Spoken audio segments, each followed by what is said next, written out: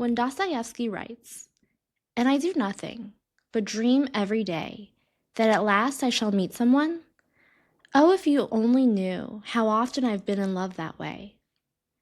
It is a familiar lamentation that single men and women of 2026 can identify with. Dating apps be damned. Among Americans, aged 25 to 34, the proportion living without a spouse or partner has doubled in 5 decades, to 50% for men and 41% for women.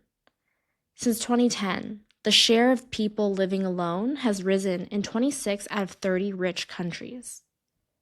7% of young singles say they would consider a robo-romance with an AI companion, as these love bots get more sophisticated.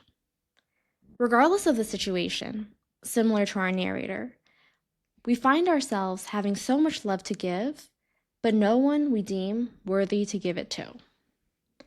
I can attest, a large part of staying single has to do with the fear of vulnerability, avoidance, and a willingness to protect myself from heartbreak. Having spent my 20s in committed relationships and re-entering the dating pool in my 30s is like being thrown into a tank of sharks. The rules have changed, monogamy is outdated, and intentions are often misaligned. Time spent kissing frogs has doubtlessly made me feel that my idealized partner may not exist.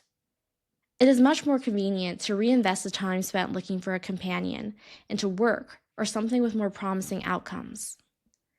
But that gets, admittedly, lonely.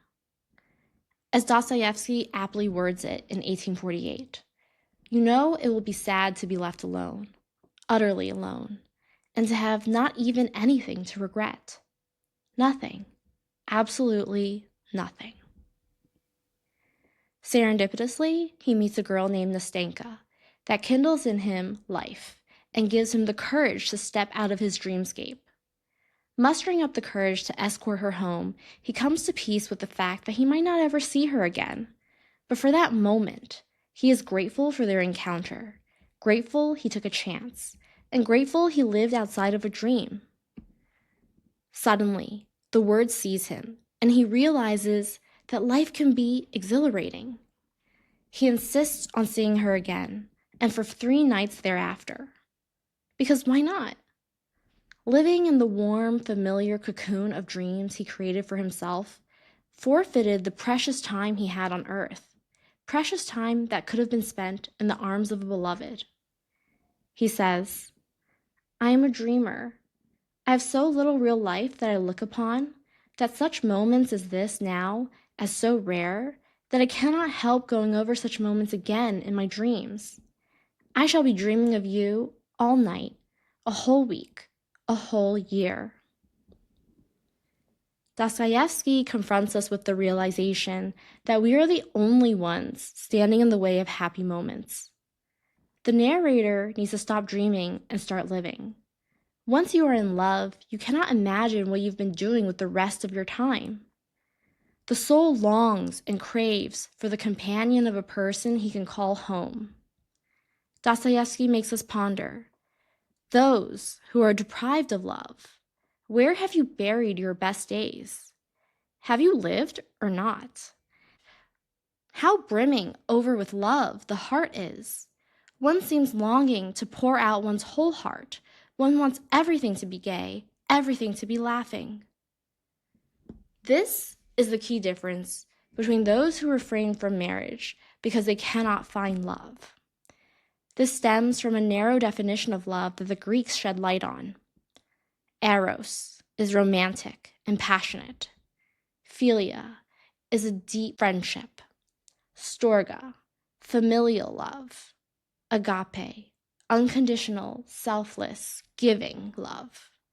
Ludus, playful. Pragma, an enduring commitment. Philautia, self-love. What our narrator teaches us is that he is seeking to experience eros, the deep, passionate love, and not necessarily expecting it to end in marriage. That they are 2 vastly different concepts, often conflated because society no longer distinguishes between eros and pragma. Sometimes love can materialize when we least expect it, with a person who will only bless us with his presence for a season. This does not mean we should refrain from experiencing it because it is ephemeral. Marriage often entails a mutual waxing and waning to eliminate abrasion between two people to ensure a long-term commitment. A healthy, happy life is one that is lived cultivating all 7 forms of these loves. Thus, Dostoevsky's tale of the narrator should be a reminder that we should not forego eros in the search for perfect pragma. Embracing singledom out of a fear of getting hurt or not finding a person who ticks off all the right boxes is a cowardly existence. Living in a constant state of loneliness, the narrator exemplifies that it is necessary to pursue love the moment it approaches, regardless of the outcome, because that single memory is well worth the wait. Thus, at the end of the story, even though Nastenka and the narrator part ways, the memory of their encounter still brings him happiness. For it will live in my memory like a sweet dream which lingers long after awakening. For I shall remember forever that instant when you opened your heart. Unironically, the narrator claims, a whole moment of happiness. Is that too little for the whole of a man's life? One lived moment is better than missing the spring of life. The opening of one's heart is courageous and uninviting, especially after being primed to avoid pain. There is no safety of being in love because you must prepare for its diametric. The lows of absence, rejection, redirection will have an equal magnitude to the reward of love, but should never be enough to discourage. Dostoevsky reminds us to seize the opportunity when it arises, cherish the happiness of the moment, and have the discipline to appreciate what it is instead of romanticizing and trying to alter it into something that it isn't. The fear of loss and separation exists, but spending life trying to protect oneself from it is not a life well lived.